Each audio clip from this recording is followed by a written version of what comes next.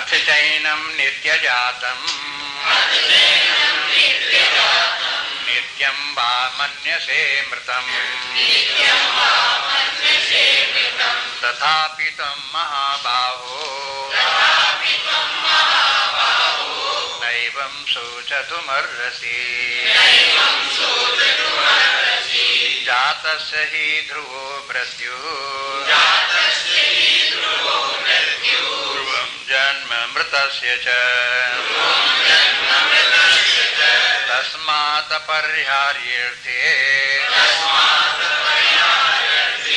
न त्वं शोचतुमर्हसि अव्यक्तादीनि भूतानि व्यक्तिमध्यानि भारत अव्यक्तनिधनान्येव तत्र का परिदेवना आश्चर्यवत् पश्यति कश्चिदेनम् आश्चर्यवत् वदति तथैव चान्यः आश्चर्यवत् चैनमन्यः शृणोति श्रुत्वाप्येनं वेद न चैव कश्चित् देहि नित्यमवध्योऽयम् देहे सर्वस्य भारत तस्मात् सर्वाणि भूतानि न त्वं शोचतुमर्हसि देहि नित्यमवध्योऽयम् देहे सर्वस्य भारत तस्मात् सर्वाणि भूतानि न त्वं शोचतुमर्हसि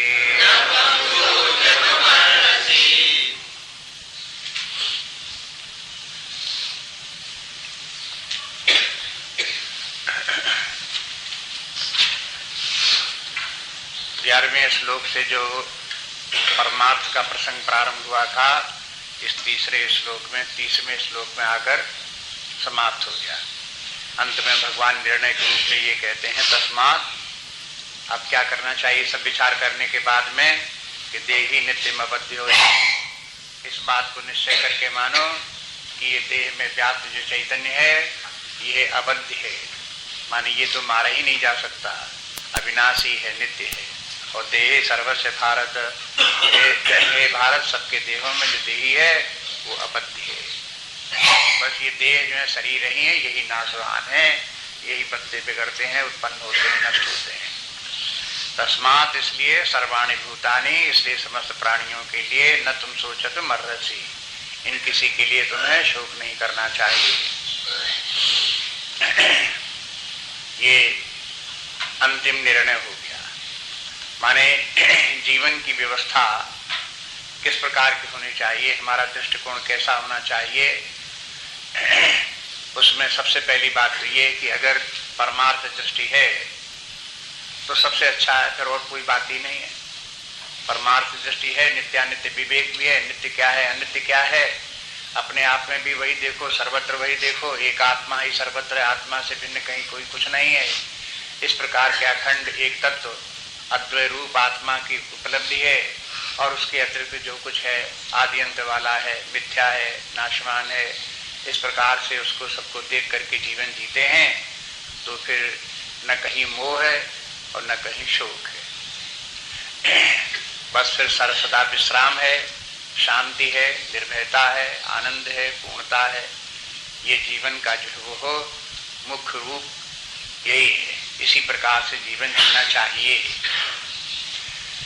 लेकिन ये परमार्थ का रूप जब व्यक्तियों को समझ में नहीं आता, उस भाव से भावित होकर के नहीं रह सकते, या आत्मज्ञान जिनको नहीं है, सत्य का ज्ञान नहीं है, वो क्या करें? तो उनके लिए फिर दूसरी बात, उनके लिए फिर यहाँ जो ये परमार्थ की बात हो गई है, अगर ये संभव नहीं है तो फिर उनके लिए प्रिय मार्ग। अब नीचे के आकर के यहाँ का वर्णन भगवान करते हैं। अध्यात्म विद्या के यानी उत्कृष्ट जीवन जीने के लिए दो विधान, एक तो धर्माधर्म विवेक और दूसरा नित्यानित्य विवेक।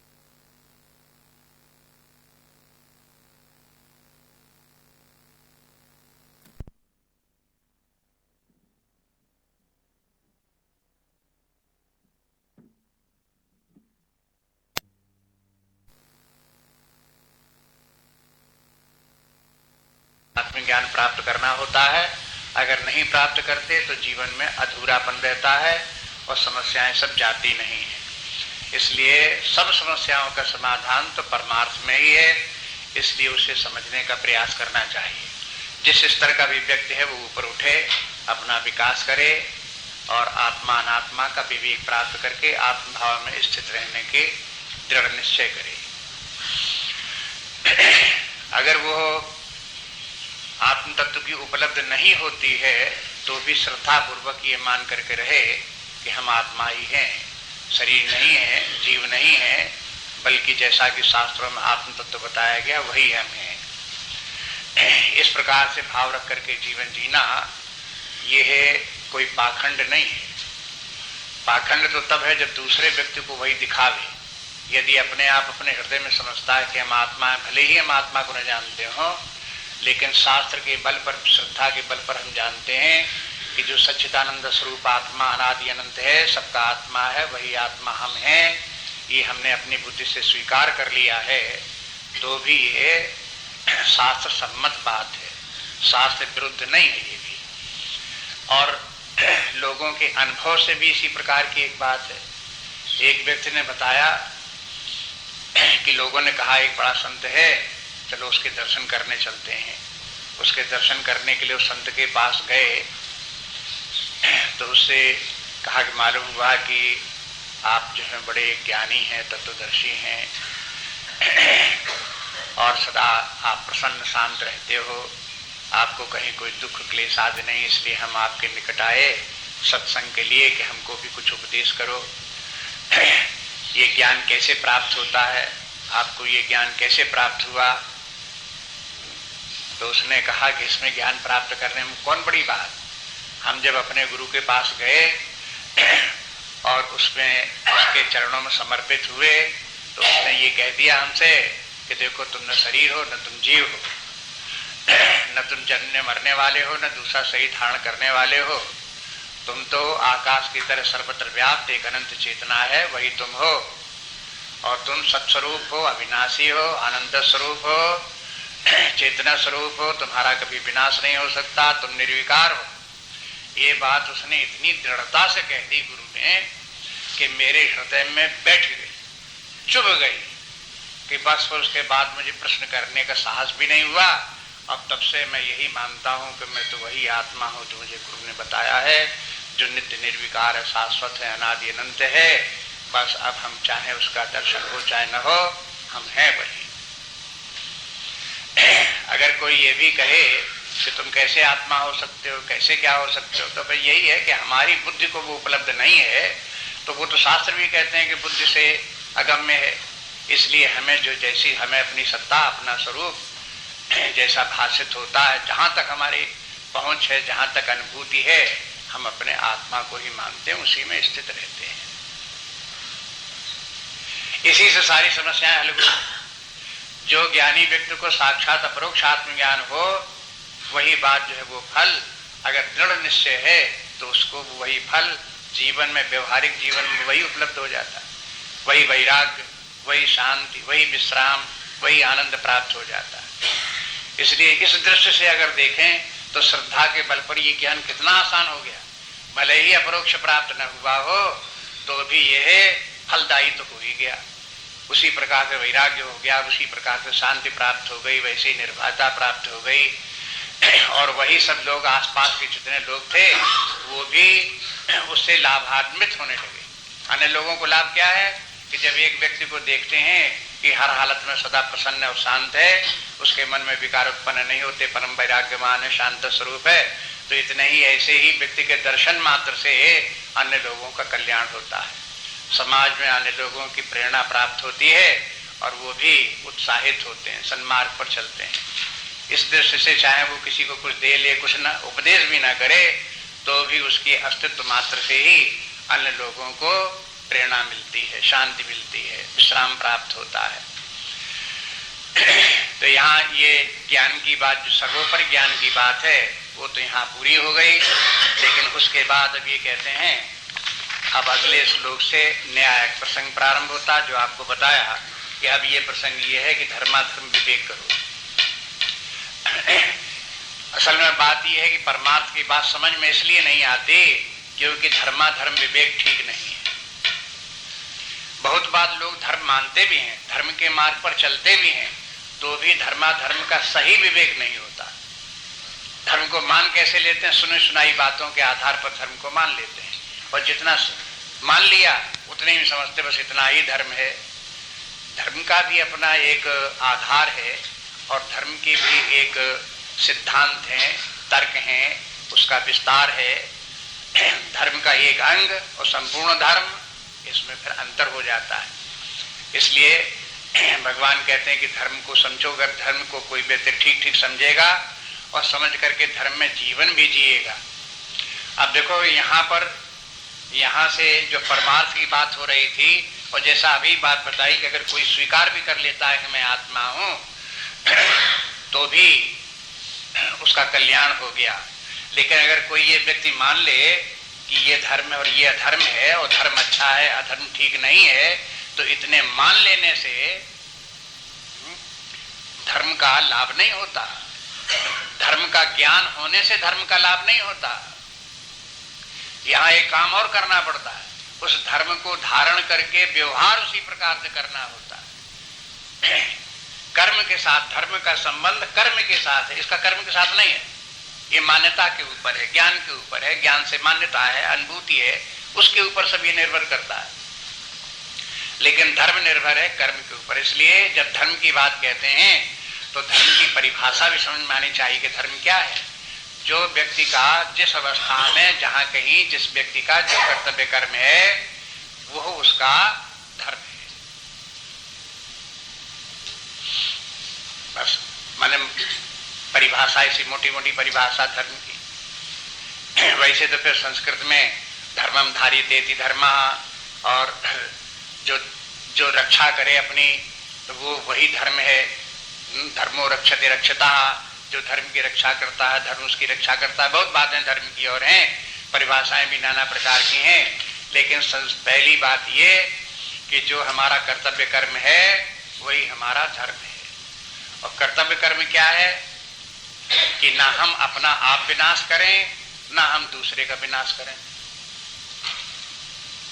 क्या अपना विनाश करना धर्म है? क्या अपने आप को, अपने को नुकसान पहुंचाना धर्म है? यही करना चाहिए। कोई भी पूछो तो कहेगा कि नहीं करना चाहिए। इसके माने अपने को हानि पहुंचाना, ऐसे कार्य करना जिससे अपने को हानि हो, अपने स्वास्थ्य की हानि हो, अपनी बुद्धि की हानि हो, अपने विचारों की हानि हो, अपने संस्कारों की हानि हो। इस प्रकार से कोई भी अपने बाहर भीतर हानि होने वाली हो, हानि के माने अपनी हानि के माने धनी की हानि नहीं, अपने व्यक्तित्व में हानि की बात है। ये कहते हैं कि मान लो हमने अपना धन नाश कर दिया तो क्यों उसमें अधर्म क्या है? मतलब हम दान कर दिया, बांट दिया अपने, हमारा नुकसान तो हुआ, लेकिन इसमें क्या खराब? अधर्म क्या है? उस धन की बात नहीं कहते हैं। हानि की बात ही अपने व्यक्तित्व की हानि की, अपनी शारीरिक हानि है, मानसिक हानि है, बौद्धिक हानि है। ये सब बाहर भीतर के जो अपना व्यक्तित्व है इसमें विनाश होता है, नीचे के स्तर का हो जाता है, ये इसकी उच्चता समाप्त हो जाती है, इसकी शांति नष्ट होती है। तो ये सब ऐसे कर्म जो है वो अधर्म है। इसी प्रकार से वही बात दूसरे के लिए, हमारे व्यवहार से अगर दूसरे व्यक्ति को हानि पहुंचती है, दुख पहुंचता है, उसका बिगाड़ होता है, धन की हानि होती है, व्यक्तित्व की हानि होती है, बुद्धि की हानि होती है, उसकी बुद्धि बिगड़ती है या उसका ज्ञान बिगड़ता है, कुछ भी दूसरे का बिगड़ता है हमारे कारण से, तो ये क्या हुआ? अधर्म हुआ। ये भी ध्यान रखो कि हमारे कारण से दूसरे का कुछ बिगड़ने न पावे, किसी प्रकार का कुछ न बिगड़ने पावे। जहां तक बने उसका बने और उत्थान हो और विकास हो, तो ये हमारा धर्म है। और इसी प्रकार से अपना धर्म कि अपना जहां तक उत्थान हो, अपना विकास हो, तहां तक धर्म है, वही करना चाहिए। तो इसलिए धर्म की बात को इतना ध्यान में रख करके अब इसीलिए अगर ये परिभाषा धर्म की दी जाती है कि धर्मो रक्षते रक्षता, जो धर्म की रक्षा करता है वो धर्म उसकी रक्षा करता है। अब विचार करके देख लो, धर्म के माने जो कर्तव्य कर्म है वो अगर हम करते रहते हैं तो धर्म की रक्षा हो गई। अगर धर्म की रक्षा हो गई तो वो धर्म ने हमको हमारे ऊपर क्या किया, हाँ, कि हमें जो हानि होने वाली थी उससे बचाया, हमारा विकास किया। बस इतनी बात धर्मो रक्षते रक्षता में भी है। दूसरा ये कभी कभी ये भी स्वामी जी ने ज्यादा बल दिया है, तो इस बात पर धर्म किए दिया है कि हर वस्तु का एक अपना धर्म होता है। व्याख्या देखो स्वामी जी की गीता के ऊपर, तो ये कहेंगे देखो हर वस्तु का अपना एक धर्म होता है। जैसे अग्नि का धर्म दाहकता, ये उदाहरण दिया जाता है प्राचीन। अग्नि का धर्म क्या है? दाहकता, जलाना उसका धर्म है, चाहे उसको लक्षण कहो चाहे धर्म कहो। यदि अग्नि जलावे नहीं तो अग्नि मानो धर्महीन हो गई, उसका धर्म समाप्त। अगर अग्नि जलाती है तो यही उसका धर्म है। जल का धर्म शीतलता है, अगर जल शीतलता दे तो जल का धर्म है, अगर शीतलता नहीं देता तो उसमें जो वो उसका जल का धर्म नहीं है। इस प्रकार से जो जिसका स्वाभाविक गुण है वो उसका धर्म है। व्यक्ति का स्वाभाविक गुण क्या है, उसकी व्यक्ति की विशेषता क्या है? सच्चिदानंद स्वरूप।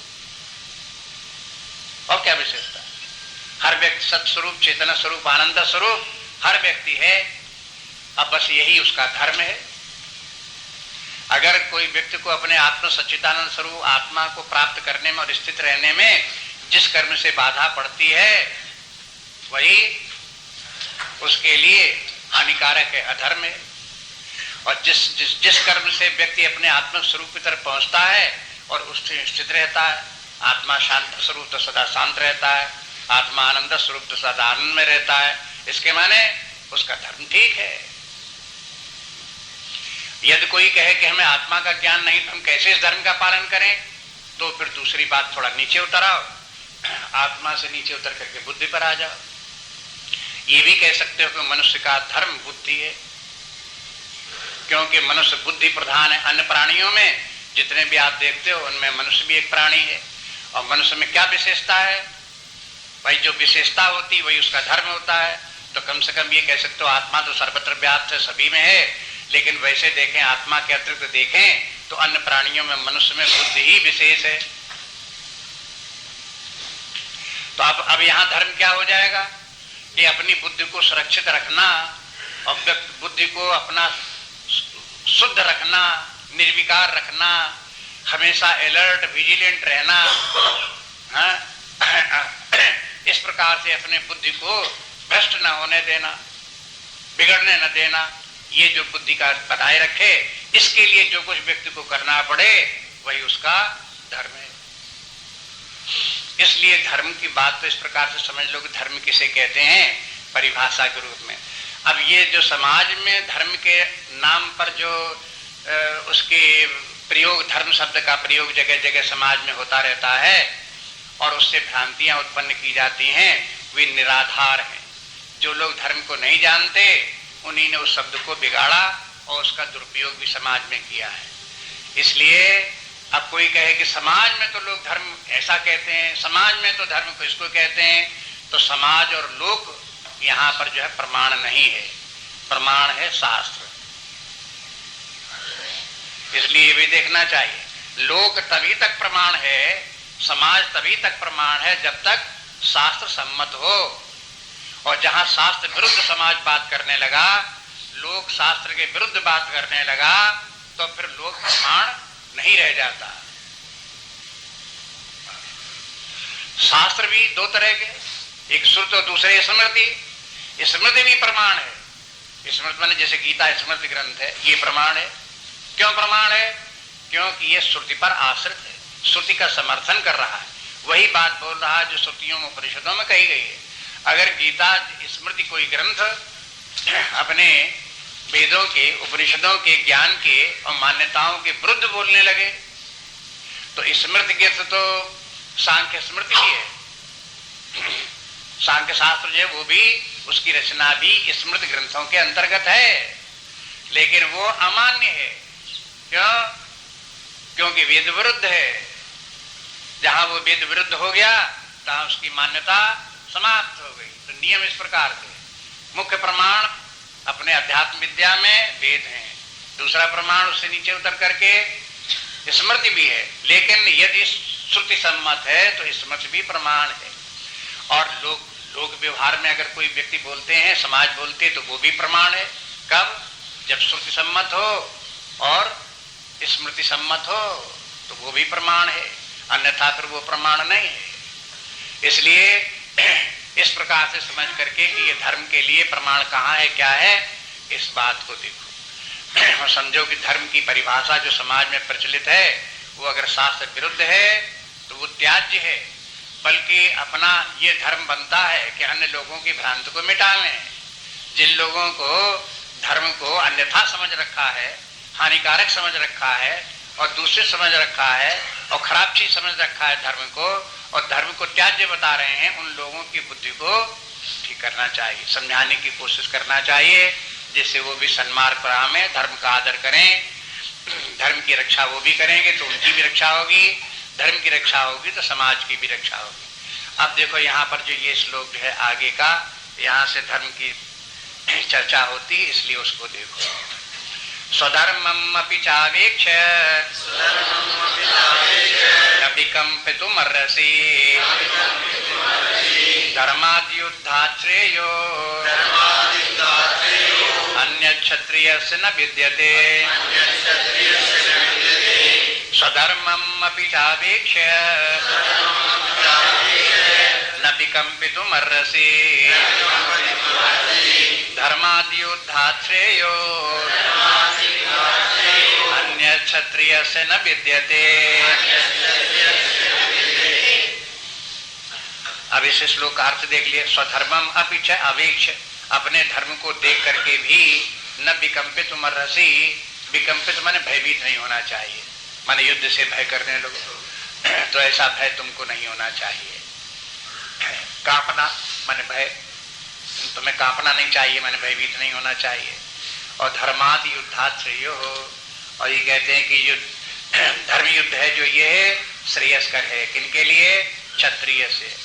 क्षत्रियों के लिए धर्म युद्ध से बड़ा और कोई उनका कर्तव्य नहीं है, सबसे बड़ा धर्म उनका धर्म युद्ध ही है।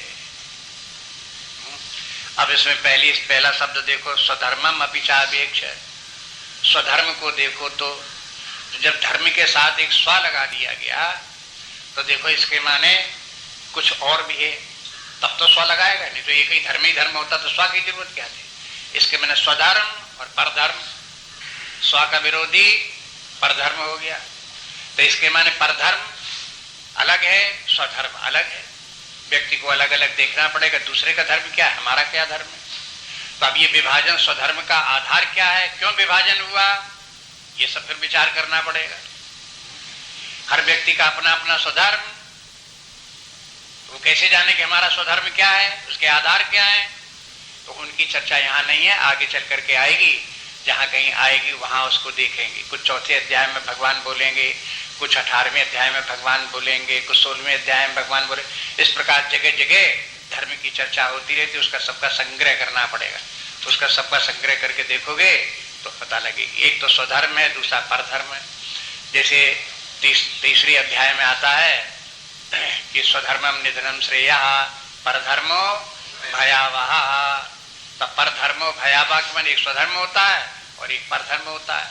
और शास्त्र क्या कहता है कि परधर्म में नहीं प्रवृत्त होना चाहिए, अपने स्वधर्म को पहचान करके अपने उसी के अनुसार जीवन जीना चाहिए, यही अपने लिए कल्याणकारी है। तो एक तो हुआ स्वधर्म और परधर्म। दूसरी बात ये, स्वधर्म और परधर्म तो हैं, लेकिन शास्त्रों में एक और शब्द आता है, सामान्य धर्म। सामान्य धर्म का तात्पर्य क्या है, जहां स्व और पर का भेद नहीं है, ऐसा धर्म जो सबके लिए है, कॉमन टू ऑल, सबके लिए लागू होता है। इसलिए आप चार्ट में देखोगे, एक तो है स्वधर्म और एक है सामान्य धर्म। ये जहाँ स्वधर्मम अपिचावेक्ष, तो भगवान इस तरफ संकेत कर रहे हैं कि इसको देखो, इस स्वधर्म को समझो, इसको देख करके भी अपने समझो कि तुम्हारा तुमको क्या करना चाहिए, क्या नहीं करना चाहिए। अब ये सामान्य धर्म जो है वो तो सबके लिए होते हैं, स्त्री पुरुष बाल वृद्ध राजा रंग सबके लिए सामान्य धर्म है। जैसे सत्य है, अहिंसा है, अपरिग्रह है, ये अस्तेय है, ये सामान्य धर्म है, सबको ये पालन करना चाहिए। सत्य है माने सत्य का पालन सबको करना चाहिए, सत्य बोलना चाहिए, व्यवहार भी सत्य करना चाहिए, आचरण भी सत्य होना चाहिए। हाँ, तो ये जो सत्यता की बात है ये है, ये सत्यता का पालन किसको करना चाहिए, ये किसका धर्म है, हमारी सबका धर्म है, एक को छोड़ करके, वकील को छोड़कर।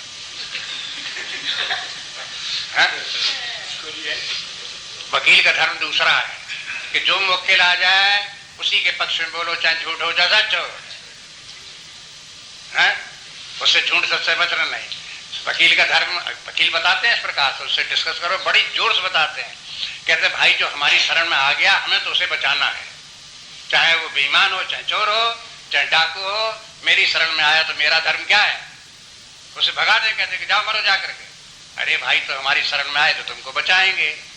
अब देखो उनका इंटरप्रिटेशन इस प्रकार से हो गया है, और उनको बचाने के लिए झूठ बोलना पड़ेगा तो झूठ भी बोलेंगे तुम्हारे लिए, इस प्रकार से बोलते हैं। लेकिन शास्त्र ये कहता है कि वकीलों का काम भी झूठ बोलना नहीं। जो झूठ बोलने में और गलत मार्ग में चलने वाले व्यक्तियों की सहायता करते हैं वो भी उसी प्रकार से झूठे हैं। जो चोर का काम करते हैं, चोरी का काम करते हैं, वो तो पाप कर्म कर ही रहे हैं। जो चोरों की रक्षा करने वाले हैं और सहायता करने वाले हैं वे भी अपराधी हैं, वो भी दंड के भागी हैं। हाँ, तो तर्क वितर्क देने के लिए कहीं किसी प्रकार से कोई मोड़े तोड़े बात अलग है, लेकिन बात ये कि सत्य सबके लिए है। इसी प्रकार से अहिंसा भी धर्म सबके लिए है। हिंसा न करना अहिंसा हो गया। हिंसा के माने क्या है, किसी की जान मत लो, अहिंसा हो गई। किसी को मार दिया, जान से मार दिया, हिंसा हो गई। ये तो बात सभी जानते हैं, अगर किसी को निरपराध व्यक्ति को मार दिया तो हिंसा हो गई। लेकिन अगर कोई अपराधी व्यक्ति है, अब भाई युद्ध भी तो होता है, अर्जुन के लिए भगवान कह रहे हैं अर्जुन से तुम इनको सबको मारो, तो बताओ हिंसा होगी कि नहीं होगी हिंसा? तो कहते हैं हिंसा तब है जबकि कोई निरपराध व्यक्ति को अगर कोई व्यक्ति मारे तो वो हिंसा है। शत्रु देश के ऊपर आक्रमण कर दें, तो मिलिट्री वाले लोग कहने लगे कि जब उनके कहा जाए युद्ध करने के लिए, गोली चलाने के लिए, तब वो कहते भाई हम इन पर गोली नहीं चलाएंगे, क्यों, बेचारे मर जाएंगे, हिंसा होगी। तब फिर क्या, वहां थोड़ी हिंसा, इस प्रकार की हिंसा। वहां तो स्वधर्म देखना पड़ेगा, सामान्य धर्म देखना पड़ेगा, तो वहां देखना पड़ेगा किसी को मारना हर समय अहिंसा अहिंसा नहीं है। जहां पर कहीं हिंसा का काम होता है, मारने का काम होता था, मारा भी जाता है। इस हिंसा हिंसा के ऊपर अपने देश में तमाम संप्रदाय हुए, बहुत विचार के ऊपर बौद्ध लोगों ने, जैन लोगों ने, इन लोगों ने अहिंसा, ज्यादा अहिंसावादी रहे। अहिंसा के द्वारा उसका जो है वो बहुत उसका कि अगर कोई शत्रु भी है, कैसा भी है, भला है बुरा है, किसी की मत मारो, मच्छी मक्खर भी मारो, कीड़े मकोड़े भी मारो, चींटी भी ना मारो, कहीं कोई प्राणी न मेरे, इस प्रकार का जो है वो हो उन लोगों ने प्रचार किया। और उनका धर्म इस पर आश्रित भी है, उसी का अपना देते भी हैं, उपदेश भी देते हैं इसी प्रकार का। लेकिन सनातन धर्म में इस प्रकार की अहिंसा नहीं है। वैदिक संप्रदाय जो है अपना वेदों पर आधारित है। इसका जितना भी साहित्य है उसको भी देखो, राम रावण का भी युद्ध हुआ, उसमें भी लोग मारे गए। महाभारत का युद्ध हुआ, उसमें भी लोग मारे गए। और बहुत से युद्ध हुए, जहाँ कहीं भी हुए वहां क्षत्रिय लोग धर्म की रक्षा करने के लिए बहुत लोगों को मारते रहे, तो हिंसाएं होती रही। इसके माना जो हिंसा जो है वो हर अवस्था में हिंसा नहीं है, अवस्था विशेष में हिंसा है। लेकिन अगर निरपराध व्यक्ति की हिंसा ही नहीं, उसको गर्दन ही न मारो, अगर निरपराधी व्यक्ति को आप जो है वो उसका धन हरण कर लो तो भी हिंसा है। अगर उसका अपमान करो तो भी हिंसा है, अगर किसी प्रकार से उसको दुखी करो तो भी हिंसा है।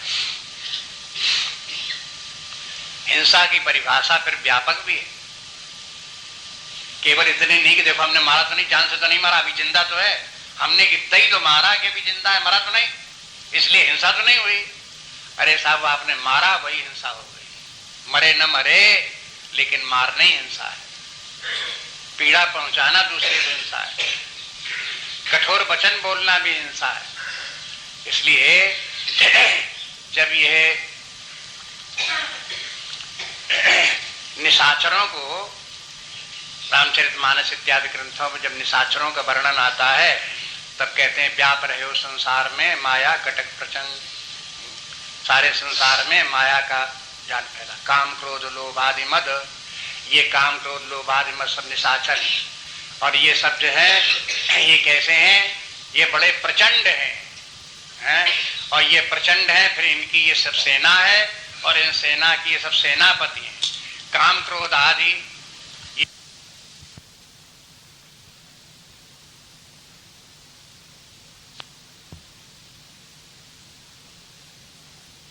जैसे सेनापति के साथ में एक सेना होती है, उसके साथ में 150 व्यक्ति और भी होंगे जो उनके साथ युद्ध करने वाले होंगे। ऐसे ही हिंसा अगर मान लो एक सेनापति है तो उसके अंदर में क्रोध, उसके अंदर में कटुवचन, उसके साथ में उसको जो है आक्रमण, भय, सब दिखाने की बातें जितनी भी हैं ये सब उनके सैनिक हैं। ये भी सब मारते रहते हैं, कटुवचन बोलते हैं, तो ये भी उसी हिंसा वाले सेनापति के सैनिक हैं। कटुवचन भी, निरादर जो है वो भी उसी का सैनिक है, अपमान भी उसी का सैनिक है। पीड़ा पहुंचाने के जितने भी साधन हैं ये सब, हानि पहुंचाने, पीड़ा पहुंचाने, दुख देने के जितने भी साधन हैं ये सब हिंसा के ही सेना के सैनिक, सब सैनिक हैं। ये इस प्रकार से विचार करते हैं। इसलिए हिंसा को केवल कोई कहे हमने मच्छर नहीं मारा देखो तो हिंसा नहीं की, मक्खी नहीं मारी तो हिंसा नहीं। अरे जाने कितने लोगों को आप दुख देते हो, कितना हरण करते हो, कितने पीड़ा पहुंचाते हो, अपमान करते हो, तो ये क्या हुआ? ये हिंसा नहीं हुई? ये भी सब हिंसा हो गई। इसलिए ये जो है ये सामान्य धर्म, अब इनका विस्तार करें, इनको अलग एक चर्चा है कि धर्म सत्य क्या है, अहिंसा क्या है, अपरिग्रह। अपरिग्रह भी जो अधर्म है, अपरिग्रह जो है वो परिग्रह अधर्म है और अपरिग्रह धर्म है। परिग्रह के माने क्या है? आवश्यकता से अधिक धन संपत्ति को इकट्ठा करके सांप की तरह उसके ऊपर बैठ जाना, तमाम वस्त्र संपत्ति और तमाम अन्न इत्यादि लेकर के उसके ऊपर बैठ जाना, किसी को छूने न देना, मेरा है मेरा है, ये परिग्रह है। और परिग्रह पाप है। इसकी चर्चा समाज में कम है, सत्य की बात करते रहते हैं, लेकिन ये परिग्रह की बात गांधी जी ने बहुत की। उन्होंने सब सामान्य धर्म के ऊपर बड़ा प्रकाश डाला। उनके साहित्य को देखो तो सत्य क्या है, हिंसा क्या है, खूब विचार किया इसके ऊपर, क्योंकि ये जनरल बातें सबके लिए उपयोगी हैं। इसलिए परिग्रह अपरिग्रह क्या है उसके ऊपर बोले, और उन्होंने अपरिग्रह का पालन किया। अपरिग्रह धर्म है, उसका उन्होंने पालन भी किया। अपने पास उनकी आवश्यकता की वस्तुओं जितनी थी कम से कम अपने पास रखे, न ज्यादा वस्त्र, न खाने की सामग्री, न और कहीं किसी प्रकार की वस्तु, ये सब का संग्रह ढेरों को ढेरों उन्होंने नहीं किया। पैसा नहीं अपने पास रखा, कोई उन्होंने सन्यास की दीक्षा नहीं ली और पैसा न छूने की कोई उन्होंने प्रतिज्ञा नहीं की, लेकिन पैसा उन्होंने अपने पास नहीं रखा। तो अब इसीलिए उनको जो है वो हो सन्यासी न होते हुए भी महात्मा, महात्मा गांधी क्या बात है। अब कोई उनसे गलतियां हुई तो मनुष्य है, गलतियां उनसे हो सकती, कोई कहे तमाम गलतियां हुई, महात्मा का है।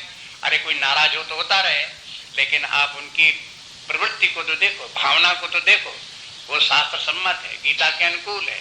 आप देखो कि इस प्रकार से उन्होंने अपरिग्रह का भी अभ्यास किया, उसका भी पालन किया। तो ये सबके सब सामान्य धर्म है जो सभी को पालन कर जानने चाहिए।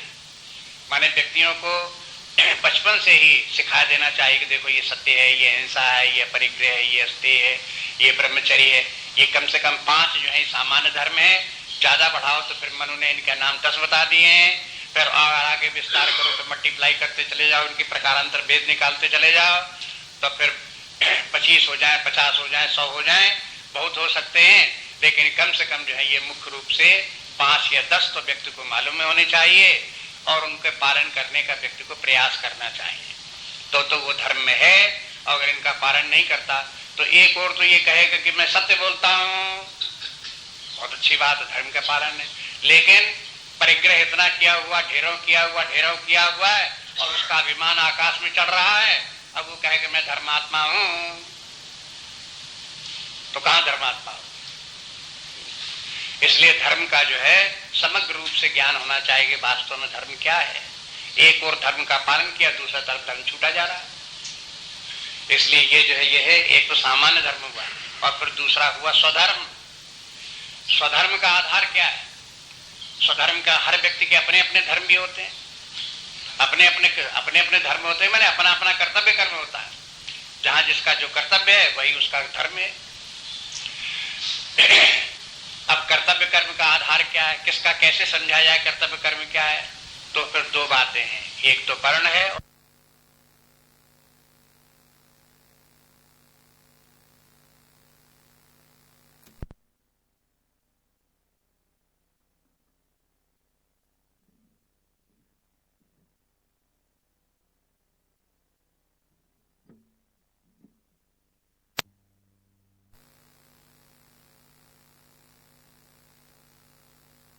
धर्म भी होते हैं, अपने अपने धर्म होते हैं, मैंने अपना अपना कर्तव्य कर्म होता है। जहां जिसका जो कर्तव्य है वही उसका धर्म है। अब कर्तव्य कर्म का आधार क्या है, किसका कैसे समझा जाए कर्तव्य कर्म क्या है? तो फिर 2 बातें हैं, एक तो वर्ण है और दूसरा आश्रम है। वर्ण और आश्रम का विवेचन इसीलिए है कि उसका अध्ययन करके व्यक्ति अपना धर्म समझ सके। 4 वर्ण हैं तो चारों वर्णों के अपने अपने अलग अलग कर्तव्य कर्म हैं और वही उनके धर्म हैं। 4 आश्रम हैं, 4 आश्रमों में जो व्यक्ति जिस आश्रम में है उस आश्रम में ही उसका वो धर्म है। अगर किसी को वर्ण और आश्रम का ज्ञान नहीं है तो स्वधर्म का ज्ञान कहां से हो जाए? जब इनको वर्ण और आश्रम का ज्ञान नहीं होता तो व्यक्ति स्वधर्म को सिंप्लीफाई करता है और ऐसे करता है कि भाई अगर हम कहीं नौकरी करते हैं तो हमारा धर्म ये है, अगर हम दुकान चलाते हैं तो हमारा धर्म ये है, अगर हम फैक्ट्री चलाते हैं तो हमारा धर्म ये है। ऐसे करके व्यक्ति सोचने लगता है। तो ये जितने भी व्यवसाय हैं इनके सबके ये अलग अलग कार्य और इनके सबके धर्म अलग अलग नहीं है। धर्म की बात तो तब आती है जब 4 वर्णों को हम समझें कि तमोगुण प्रधान व्यक्ति है, रजोगुण प्रधान व्यक्ति है कि सत्वगुण प्रधान व्यक्ति है। इन तीनों गुणों के आधार पर जब व्यक्ति की आंतरिक स्वभाव और योग्यता की परीक्षा करें तो उसके आधार पर जो व्यक्ति का कर्तव्य कर्म निर्धारित होता है वही उसका स्वधर्म है। बहुत बार होता यह है कि व्यक्ति है तो तमोगुणी स्वभाव का व्यक्ति और उसका धर्म है सेवा कार्य करना, लेकिन वो सेवा कार्य न करके वो कार्य करता जो रजोगुणी कर रहे हैं, सत्वगुणी कर रहे हैं। परिणाम क्या होगा कि तमोगुण की प्रधानता के कारण से वो अपने कार्य में स्वयं सफल नहीं होगा और वो उसके कार्यों से समाज को भी हानि होगी। अगर एक तमोगुणी व्यक्ति को डॉक्टर बना दिया जाए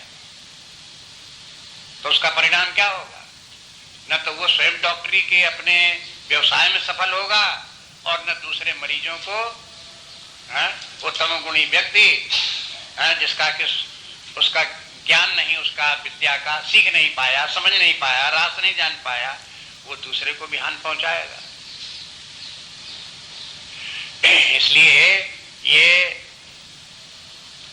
धर्म का आधार, पहला आधार तो वर्ण है। अब इसका जब चौथे अध्याय में जहां बात आएगी वहां पे इसको विस्तार सहित देखेंगे। संक्षेप में यहाँ व्यक्तियों के स्वधर्म का विभाजन वर्ण के अनुसार है। जो जिसका स्वभाव, अब ये स्वभाव जब यहाँ एक बात और भी है कि ये वर्ण की व्यवस्था दो प्रकार की है, एक जन्म से है और एक व्यक्ति के स्वभाव से है। समाज में जो सामाजिक व्यवहार हैं, आपस में संबंध है, वो तो जन्म से जो वर्ण हैं उनके आधार पर हो रहे हैं और वो ठीक है। और करें क्या, वो एक रास्ता है, उनके लिए वो ठीक है। लेकिन शास्त्र में जो जीवन जीने का जहाँ विधान है और जहाँ धर्माधर्म का विचार है, वहां पर वो जन्म से होने वाला वर्ण काम नहीं करता। वहां व्यक्ति को देखना पड़ेगा कि व्यक्ति का स्वभाव कैसा है, सत्वगुणी है कि रजोगुणी है कि तमोगुणी है, कौन गुण की प्रधानता है। उसके आधार पर फिर उसका कर्तव्य कर्म निर्धारित होगा और जो उसका कर्तव्य कर्म होगा वही उसका स्वधर्म होगा। दूसरी बात ये कि अगर मान लो बालपन में किसी व्यक्ति का एक स्वधर्म उसके स्वभाव के अनुसार निर्धारित हो गया, तो क्या सारी जिंदगी वही उसका धर्म रहेगा? तब देखो बदलेगा। जहां युवा काल आया तहां उसका धर्म बदल गया। जहां गृहस्थ जीवन पूरा हो गया, 50 वर्ष से ज्यादा हुए, उसके बाद वानप्रस्थ आ गया, उसका धर्म बदल गया। और उसके बाद में फिर वानप्रस्थ के बाद में और आगे बढ़े तो सन्यास का जीवन आ गया। अगर वानप्रस्थ धर्म का पालन नहीं करता, सन्यासी अवस्था में पहुंच करके सन्यास धर्म का पालन नहीं करता, तो फिर धर्म से नीचे गिर गया, बिगड़ गया धर्म उसका। फिर भले ही वो अपने वर्ण के अनुसार धर्म का पालन कर रहा, लेकिन आश्रम के अनुसार भी तो करना पड़ेगा। अगर कोई ये समझे कि हम सारे जीवन जन्म से ही गृहस्थ पैदा हुए, क्योंकि एक गृहस्थ के घर में पैदा हुए, गृहस्थ न होता कोई तो कैसे पैदा होते उसके घर में, इसलिए हम भी पैदा हुए। तो पैदा कैसे हुए? बालपन से, शिशुकाल से हम गृहस्थ चले आ रहे हैं। फिर उसके बाद विवाह होगा तब भी गृहस्थ हुए, और उसके बाद में विवाह होने के बाद लड़के बच्चे सब बड़े हो गए, अपने अपने काम धाम में लग गए। अब ना हमारी नौकरी रहेगी, ना घर में कोई काम रह गया, लेकिन अब भी हम गृहस्थ हैं। क्यों गृहस्थ हो? कि अपने बच्चों के साथ में रहते हैं, वो खिलाते हैं तब खाते हैं और उन्हीं के आश्रित रहते हैं, इसलिए अब भी गृहस्थ हैं। और मरेंगे तब कैसे मरेंगे? गृहस्थ ही मरेंगे, क्योंकि हम जन्मजात गृहस्थ हैं। गृहस्थ के अतिरिक्त हमारा कोई दूसरा धर्म ही नहीं है। तो फिर ये वानप्रस्थी सन्यासी कौन होते हैं? ये कहां से आते हैं? विदेश से भगाए जाते हैं कहीं से। तो देखो, इस प्रकार से व्यक्तियों को अपने कुछ संस्कार ऐसे बन जाते हैं, बुद्धि इस प्रकार की बन जाती है कि भ्रांतियां पैदा हो जाती हैं। धर्म के संबंध में भी बहुत भ्रांतियां हैं, इसलिए इनको समझो कि हर समय व्यक्ति का अपना अपना अलग अलग धर्म है। एक क्षत्रिय का भी धर्म युवा काल में तो ये है कि वो राज्य का संचालन करे, प्रजा का पालन करे, राजा बन करके बैठे, शासन चलावे। लेकिन जहां उसके बाद जो है उसके पुत्र बड़े हुए, तहां उनको राज्य उनके हाथ में सौंप दे और स्वयं क्या करे? पुत्रों के साथ में रहे ना। उनको फिर घर छोड़ करके तो वन में क्या करो? तपस्या करो, उपासना करो, होल टाइम उसी में लगो। अब वो क्षत्रिय का धर्म वहां बदल क्यों गया? कहते भाई तुम तो क्षत्रिय हो, अब भी लड़ते रहो, वानप्रस्थी होकर के, सन्यासी होकर के अब भी लड़ते रहो।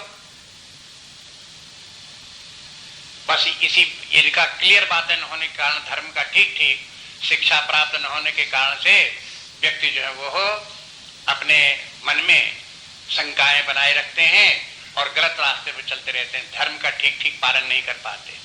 इसलिए इस प्रसंग में यहाँ देखो, अर्जुन क्षत्रिय है और युवा है, इसलिए इसको अभी क्षत्रिय धर्म और राजधर्म का पालन करना है और प्रजा का पालन करने के लिए धर्म की रक्षा करनी है।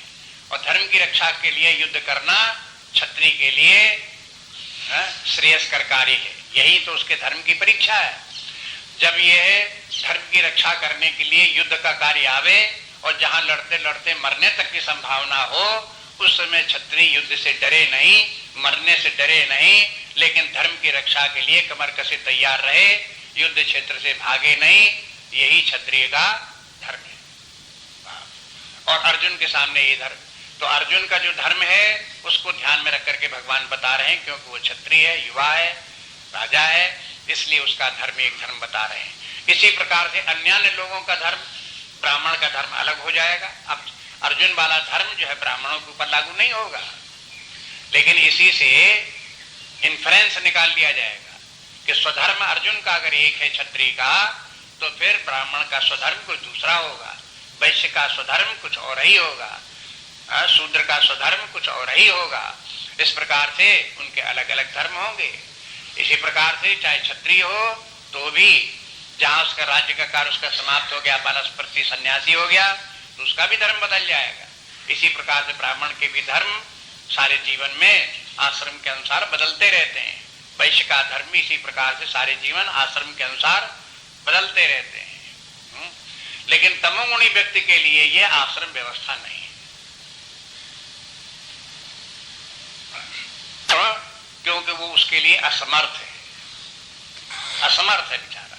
ऐसे नहीं है कि वो है तो अधिकारी, लेकिन खामखा उसके ऊपर अत्याचार किया जा रहा है इसलिए उसको मना कर दिया गया, ऐसे नहीं है।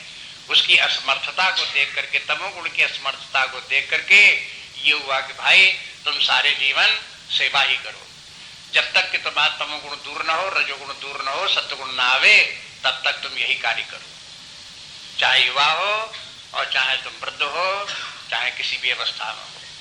अगर कोई व्यक्ति बालकाल से, तमोगुणी व्यक्ति भी बालकाल से सेवा कार्य इस भाव से करता रहे कि हमारा तमोगुण दूर हो जाए, युवा काल तक उसका तमोगुण दूर होकर के रजोगुण आ सकता है, आ सकता है, तो फिर उसका जो है धर्म भी बदल सकता है। वृद्धा तृतीय अवस्था में, प्रौढ़ावस्था में पहुंच करके अगर उसका फिर स्वभाव और बदल गया तो उसके साथ धर्म बदल सकता है। तृतीय अवस्था में और उसका स्वभाव बदल गया तो फिर धर्म बदल सकता है। तो आप ये भी देखोगे कि सबके व्यक्तियों का स्वभाव सारे जीवन सत्वगुणी है तो सत्वगुणी रहे, तमोगुणी तो तमोगुणी रहे, ऐसा नहीं है। अगर व्यक्ति अपने अपने कर्तव्य का पालन करता है, धर्म का पालन करता है, तो तमोगुणी से रजोगुणी, रजोगुणी से सत्वगुणी भी बनता है।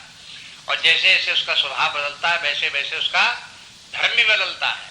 अब इनको पुराण ग्रंथ अपने विस्तार बहुत है, उनको देखेंगे तो आपको पता लगेगा कैसा हुआ। बहुत से लोग ऐसे थे जो क्षत्रिय जो थे, उनका रजोगुण दूर हो गया तो वो ब्राह्मणों को प्राप्त हो गए और उनका वही धर्म हो गया जो ब्राह्मण का धर्म था। विश्वामित्र उसी को उदाहरण। इस प्रकार से ये देखते हैं कि ये कोई किसी व्यक्ति के ऊपर प्रतिबंध लगा करके कि तुम इस प्रकार के हो, क्षत्रिय हो तो तुम सारे जीवन ऐसे ही रहना, ऐसा नहीं है। ये तो जो विभाजन है वो व्यक्तियों के कल्याण के लिए और विकास के लिए है। तो वो तमोगुणी व्यक्ति के लिए वो कर्तव्य बताया जाता है जिससे कि वो तमोगुण छोड़ करके रजोगुणी सत्वगुणी हो जाए। रजोगुणी व्यक्ति के लिए वो कर्तव्य कर्म बताया जाता है, वो धर्म बताया जाता है जिससे कि रजोगुण दूर करके वो सत्वगुणी हो जाए। उसके अधिकार को छीनने के लिए या उसके साथ कोई दुर्व्यवहार करने के लिए सब नहीं है। ये तो सब लोगों के कल्याण के लिए, सारे संसार में जितने भी व्यक्ति हैं उन सबका उद्धार हो, सबका कल्याण हो, सबका विकास हो, इसलिए ये व्यवस्था सबकी है। ये जो व्यवस्था इस प्रकार की वर्ण व्यवस्था है, वो वर्ण व्यवस्था जो है हॉरिजेंटल डिवीजन समाज का है, और जो आश्रम व्यवस्था है ये वर्टिकल डिवीजन है। हॉरिजेंटल वर्टिकल दोनों प्रकार का डिवीजन करके सब व्यक्तियों को अलग अलग वर्ग में बांट दिया और उनके सबके अपने अपने धर्म बता दिए। वर्टिकल माने जैसे जैसे आयु बढ़ती जाती है तैसे तैसे उसका धर्म बदलता जाता है। और जो ये वर्ण व्यवस्था है, सारे समाज के सब व्यक्ति जो है हॉरिजेंटल, उनका डिवीजन समाज, इतने व्यक्ति इतने व्यक्ति ये सत्वगुणी है, ये रजोगुणी है, ये तमोगुणी है, इनका कार्य है, इनका कार्य है, इनका कार्य है, इस प्रकार का हॉरिजेंटल डिवीजन इस प्रकार से। इस प्रकार से इस धर्म को समझना आवश्यक। उसके आधार पर इन सब बातों को भगवान ध्यान में रख करके तब अर्जुन को ये शिक्षा दे रहे हैं, धर्म की शिक्षा बता रहे हैं।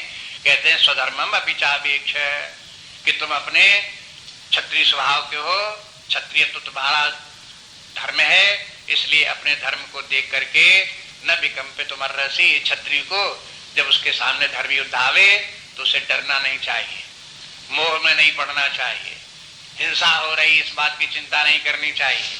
उसका एक काम क्या है, धर्मादि युद्धा श्रेय, उसके सामने जो धर्म युद्ध आ गया है यही उसके लिए श्रेयस्कर है। अर्जुन ने पूछा भगवान हमें बताइए कि हमारे लिए श्रेयस्कर क्या है? सुनिश्चितम ब्रूहितन में जो श्रेयस्कर हो उसी को मुझको बताओ। भगवान कह रहे हैं कि तुम्हारे लिए श्रेयस्कर यही है। हा? क्या श्रेयस्कर है? अपने स्वधर्म को देखो, उसका पालन करो। पर धर्म में प्रविष्ट होना तुम्हारे लिए श्रेयस्कर नहीं है, इसलिए तुम युद्ध करो। और यह अन्य क्षत्रिय से न विद्यते, क्षत्रिय के लिए ये दूसरा इससे बढ़िया और अवसर नहीं है। क्षत्रिय अब रोज रोज थोड़े युद्ध होते रहते हैं। अगर कहीं कोई किसी क्षत्रिय को 10 साल 15 साल 20 साल में कभी इस प्रकार का युद्ध आया और धर्म की रक्षा की बात आई तो उस समय व्यक्ति को अपना क्षत्रियत्व दिखाने के लिए अवसर आ जाता है। उस समय फिर वो मरने को डरे नहीं, ये न देखे कि हमारे सामने 50 आदमी खड़े हैं, अब अगर हम इनसे लड़ेंगे तो हमको मार डालेंगे। अरे उस समय मरने को तैयार रहे, यही उस समय धर्म है, भागना नहीं है। अगर भाग जाता है वो कहे कि हम तो बड़े होशियार हैं, हम भाग जाएंगे, बाद में फिर तैयारी करके आएंगे, तो कहा ये धर्म अंदर नहीं है। वे तो अधर्मी लोग जो है तुम्हारे सामने 50 खड़े हैं, तो वे तो यही कहेंगे कि देखो अधर्म में कितनी शक्ति है कि एक धर्मात्मा को मैंने भगा दिया। समाज में ये न फैलने पावे कि अधर्म में बड़ी शक्ति है। यही मालूम होना चाहिए कि धर्म में ही शक्ति है, अधर्म में कोई शक्ति नहीं। अब आगे देखिए दूसरा श्लोक, यदच्छया चोपपन्नम स्वर्ग द्वारम अपावृतम सुखिना क्षत्रिया पार्थ लभन्ते युद्ध दिमीदृशम यदच्छया चोपपन्नम स्वर्ग द्वारम अपावृतम सुखिना क्षत्रिया पार्थ लभन्ते युद्धमीदृशम। यदृच्छया माने अपने आप आ गया है, चोपपन्नम स्वर्ग द्वारम अपावृतम। अब क्या हो गया, तुम्हारे सामने जो है ये प्राप्त हुआ है, अपने आप आ गया है और स्वर्ग द्वार तुम्हारे लिए खुल गया।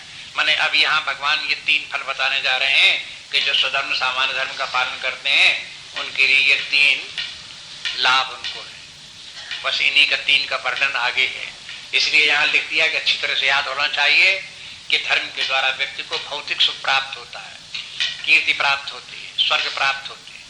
इन तीनों का वर्णन भगवान यहाँ कर रहे हैं और इसी आधार पर तुलसीदास जी ने रामायण में ये बात तीनों का नाम कई बार रिपीट किया है कि धर्म से क्या होगा कि बस यही सब बार बार गिनाते रहे, भौतिक सुख प्राप्त होगा, कीर्ति होगा, स्वर्ग होगा। यही तरह से अनेक शब्दों में तरह तरह से उन्हीं का वर्णन करते रहे।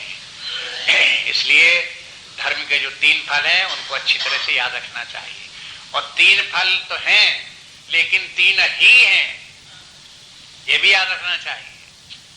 उसके बाद ये नहीं है कि अगर धर्म के द्वारा व्यक्ति परमात्मा को प्राप्त कर लेगा, धर्म के बाद द्वारा उसको ज्ञान भी प्राप्त हो जाएगा, धर्म के द्वारा मुक्ति भी हो जाएगा, ऐसे फल धर्म के नहीं है। धर्म की गति स्वर्ग तक है और स्वर्ग भी स्थायी नहीं है, लौट करके फिर मृत्युलोक में आ जाओ, फिर अपना कर्तव्य कर्म करो, धर्म का पालन करो और फिर धर्म का पालन करोगे तो ज्यादा ज्यादा स्वर्ग पहुंच जाएंगे। आगे आपको धर्म नहीं ले जा सकता। बस धर्म की सामर्थ्य इतनी है कि स्वर्ग तक आपको पहुंचा देगा। आपको विवेक प्राप्त हो जाए, ज्ञान विज्ञान हो जाए, भक्ति प्राप्त हो जाए, परमात्मा की प्राप्त हो जाए, बस इसमें उसकी गति नहीं। इतना कर सकता है कि धर्म जो है आपको उसके लिए योग्यता प्राप्त करा दे कि अगर धर्म के मार्ग पर नहीं चलोगे तो ये भी सब कुछ नहीं होगा। इसलिए इनको प्राप्त करने के लिए धर्म का पालन तो करना पड़ेगा, लेकिन धर्म ही को पकड़े बैठे रहो तो आगे नहीं जा सकते। बस इतनी वाली बात। हाँ, धर्म का उत्तम फल, धर्म के ये तो नीचे के फल है, धर्म का उत्तम फल वैराग्य है। यदि धर्म व्यक्ति ने समझदारी के साथ पालन किया है तो एक दिन देखेगा कि उसे वैराग्य भी आ गया। अगर वैराग्य नहीं आया और व्यक्ति अपने आप को धर्म समझता है कि मैं धर्मात्मा हूं तो मिसनॉमर है, भ्रांति में कहीं ना कहीं है वो। हाँ ठीक है। इसलिए जैसे कि ये एक खंड ये, दूसरा खंड इसके ऊपर है। हाँ? 2 खंड का अगर कोई मकान हो तो ऐसे ये 2 खंड का पहला खंड ये मकान का, दूसरा खंड ये। तो इससे अब इस खंड में अगर आप ऊपर उठो तो कहां तक जा सकते हो? सीलिंग तक जा सकते हो बस। हा? लेकिन अगर बाहर से निकल करके सीढ़ी चढ़ करके ऊपर जाओ, हा? तो ऊपर रूफिंग है, वो रूफिंग तक पहुंच सकते हो। तो इसी प्रकार से धर्म जो है वो सीलिंग तक, रूफिंग तक, अगर आपने इनमें आसक्ति रख करके इनका पालन किया तो बस यही सीलिंग तक जा सकते हो, और सीलिंग है स्वर्ग। अगर इनको अनासक्ति भाव से धर्म का पालन किया तो आपको यह ऊपर तक पहुंचा देगा। अनासक्ति के माने आप कमरे के भीतर ही नहीं बैठे रहो, बाहर निकलो। इस स्वर्ग की कामना, भौतिक सुख की कामना छोड़ दो, तो बाहर निकल करके सीढ़ियों से जाओ तो छत पर भी जा सकते हो। छत पर पहुंच जाओगे तो क्या फल मिलेगा धर्म का? वैराग्य। बस यहां तक जो ये व्यक्ति को जहां आसक्ति है तहां तक तो इतनी है फलाशक्ति, और जहां फलाशक्ति नहीं फिर भी धर्म का पालन है तो फिर इससे ऊपर निकल करके वैराग्य। अब उसके बाद फिर दूसरी साधना आगे आ जाएंगे। ये सब बातें जो है बिल्कुल साफ साफ व्यक्ति को मालूम होना चाहिए। अगर अध्यात्म विद्या सीखना चाहता है, आध्यात्म में विकास करना चाहता है, आत्मज्ञान परमात्मा ज्ञान प्राप्त होना है, तो इनमें कंफ्यूजन नहीं होना चाहिए। इन सब बातों में ठीक ठीक स्पष्ट रूप से ज्ञात होनी चाहिए। अगर कहीं कंफ्यूजन है तो पूछ ले, उनके संबंध में डिस्कस कर ले। लेकिन कंफ्यूजन लिए रहेगा तो कहीं ना कहीं अटक जाएगा। इसलिए कहते हैं यदृच्छाचोपपन्नम स्वर्ग द्वारम अपावृतम, तुम्हारे लिए स्वर्ग द्वार खुला हुआ है। और सुखिना क्षत्रिया पार्थ लभन्ते युद्धमीदृशम, कहते देखो सुखिना क्षत्रिया, बड़े ही भाग्य से क्षत्रियों को यह लभन्ते युद्ध मीदृशम, इस प्रकार का युद्ध प्राप्त होता है। ऐसा युद्ध प्राप्त हो, धर्म की रक्षा के लिए युद्ध करने के लिए अवसर क्षत्रिय को मिल जाए और उसमें युद्ध करते करते मारा जाए तो क्षत्रिय के लिए बड़े सौभाग्य की बात है। क्या सौभाग्य की बात है? वो तो मर गया, अरे मर तो शरीर गया, वो तो उसका जो जीव है वो जो युद्ध कर रहा था वो अपने धर्म का पालन करते हुए जीव शरीर छोड़ करके स्वर्ग जाएगा, नरक नहीं जाना पड़ेगा उसे। इसलिए बताओ स्वर्ग जैसी उच्च प्राप्त करने के लिए सौभाग्य की बात है। ऐसे करके स्वर्ग की भी प्रशंसा कर रहे हैं और स्वधर्म के पालन करने की भी भगवान प्रशंसा कर रहे हैं, और अर्जुन को वही करने के लिए कह रहे हैं। इस प्रकार से इस स्तर पर अब इसमें धर्म के द्वारा और जो जो प्राप्त होने वाले हैं उनको अब कल देखेंगे।